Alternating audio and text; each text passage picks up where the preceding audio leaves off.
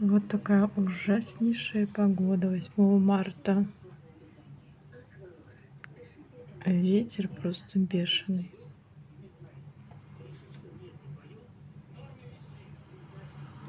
Машину откапывают, похоже. Но ветер прям в окна дует.